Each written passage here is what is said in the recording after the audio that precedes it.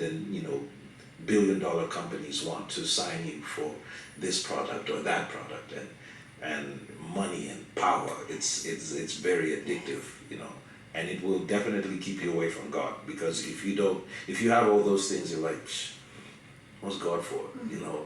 So that's why you hear very proud and arrogant people saying, religion is the opium of the poor, saying things like that, because why? They're rich. They're like, I don't need God. What do I need God for?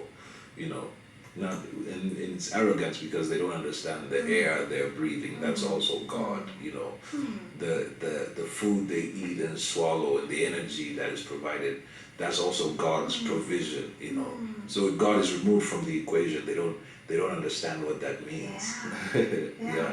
So so her testimony also just reinforced what I knew, but now on a level where some of the things about the enemy I did not know. Some of the things I had looked at, like some of the proofs that the Lord had been showing me over time. When you meet these artists, you start to realize, okay, these artists are signed by record companies, and in the US there's 5 big record companies. Yeah, Sony, Columbia, there's Atlantic, and RCA and record companies like that. Now, so these artists that you're looking at are signed by people who are more wealthy than they are, but you never see their faces. But because I was in the industry, I hear about these guys, I see these guys.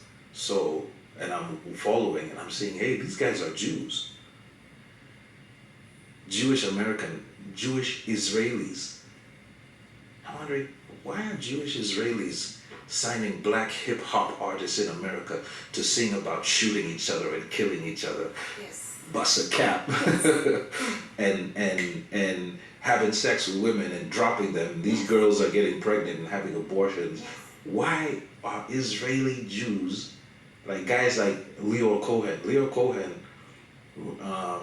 was running Warner Music for a while, running Def Jam. These are multi-billion-dollar organizations. And these are the guys who are signing the Jay-Z's that you hear about from behind the scenes.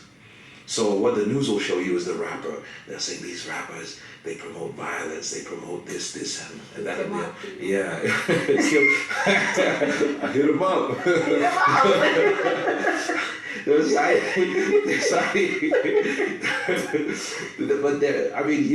we just look at the rapper. But there are people behind the scenes who are signing this rapper. This Israeli Jewish guy, what is this guy doing? Signing hip-hop acts that promote violence, that send young black kids to jail. And then as you continue going down this rabbit hole of investigating and researching, you find some of these record labels, they also own the private prisons that are being built. And they're being paid for every prisoner. So advertising a lifestyle of criminality. That is going to give you customers. Yes. So the rap artist becomes like the advertising tool, the tool that they use to bring in masses of people into a lifestyle that will get them either dead or in jail. And these few guys are behind it, and it's like, hey, so this thing, you see, for them, it's not, we're a long way from just making music now for fun. Now it's about people's lives. Now, this thing is sending people to hell. This thing is destroying families. This thing is bringing unwanted pregnancies onto the scene. I mean, as it is now, I think there are probably 75 million abortions have taken place in America. And it stems from the lifestyle of drinking and partying and things like that. And these are the things that we were promoting. Mm-hmm. So I believe that as God began to reveal these things, you have to have the conscience at some point. You have to say, okay, are you willing to throw your people under the bus like this? Are you willing to turn your back on your people? Because if you are, you can have the world. But if you're not. So you have to have your conscience seared to do that job, to really do it well. To really be an international superstar, you have to be completely ruthless. You have to be heartless, and you have to have your conscience seared. Yes. You must be ice cold. Yes. Otherwise, you're not going to be very far. Because if you're too caring in that business, Yes. you can't make it. I mean, you have it in you. The gift is right there. Yes. Even right now, I know if I was to ask you to spit something, you don't need to memorize that, do you?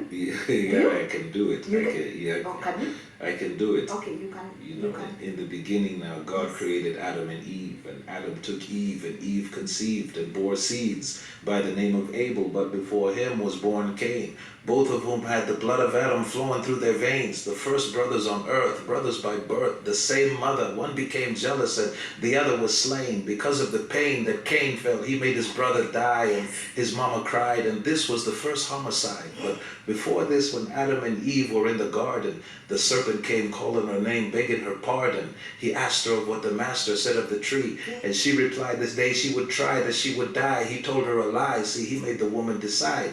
He said, the day you eat of this tree, you will be wise. The woman believed. She reached out and took of the tree, and having received, this is how people were easily deceived. This explains a lot about the human being brains, and what Jesus did would break these chains so we can gain.